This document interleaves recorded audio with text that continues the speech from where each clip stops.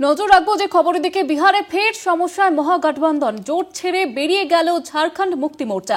6টি আসনে একাই লড়বে বলে জানিয়ে দিল জেএমএম এর অভিযোগ, প্রথম দফা নির্বাচনে বেশ কিছু কেন্দ্রে নিজেদের মতো প্রার্থী দিয়েছে আরজেডি এবং কংগ্রেস। আসন সমঝোতার কোনো বার্তাই দেয়নি ইন্ডিয়া জোটের শরিকরা, এমনটাই অভিযোগ তোলা হয়েছে ঝাড়খণ্ড মুক্তি মোর্চার তরফ থেকে। এ বিষয়ে আরো বিস্তারিতভাবে আলোচনা করব। আমাদের সঙ্গে টেলিফোন লাইনে রয়েছে আমাদের প্রতিনিধি অঙ্কুর ভট্টাচার্য। অঙ্কুর দা, দেখো যেটা জানতে পারা যাচ্ছে যে ঝাড়খণ্ড মুক্তি মোর্চার পক্ষ থেকে এর আগেই বলা হয়েছিল যে 12টি আসনে তাদের লড়তে দিতে হবে। 243 আসনের বিহার বিধানসভা, সেখানে বিরোধী যে মহাগঠবন্ধন জোট, যেখানে রয়েছে আরজেডি কংগ্রেসের মতো রাজনৈতিক দল, সেই মহাগঠবন্ধন জোটেই থাকতে চেয়েছিল বিজেপির বিরোধিতা করে ঝাড়খণ্ড মুক্তি মোর্চা। তাদের শর্ত ছিল 12টি আসন তাদের দিতে হবে, কিন্তু এই 12টি আসন দেওয়া নিয়ে যথেষ্ট টালবাহানা চলে এবং শেষ পর্যন্ত তারা একটি সময়সীমা ধার্য করেছিল 14ই অক্টোবর।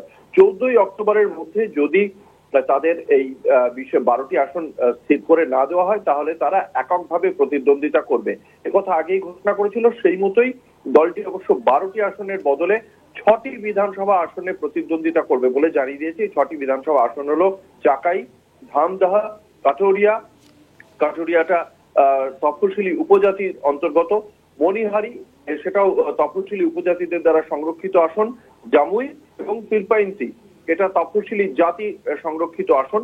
এই আসনগুলোতে ভোট রয়েছে আগামী 11ই নভেম্বর। 2 দফায় ভোট হচ্ছে, 6 তারিখ এবং 11 তারিখ। 14 তারিখ ভোট গণনা। 11 তারিখ 122টি আসনে ভোট গণনা হবে। এই 11 তারিখের যে দ্বিতীয় দফার নির্বাচন, সেই দ্বিতীয় দফার বিধানসভা নির্বাচনে লড়াই করবে 6টি আসনে ঝাড়খণ্ড মুক্তি মোর্চা।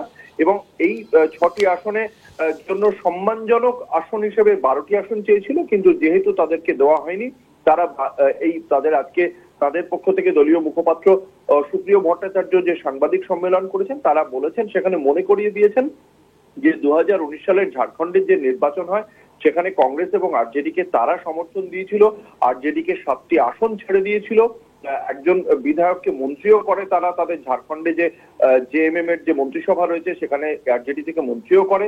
2024 সালের ঝাড়খণ্ড নির্বাচনেও জেএমএম আরজেডিকে 6টি আসন দিয়েছিল,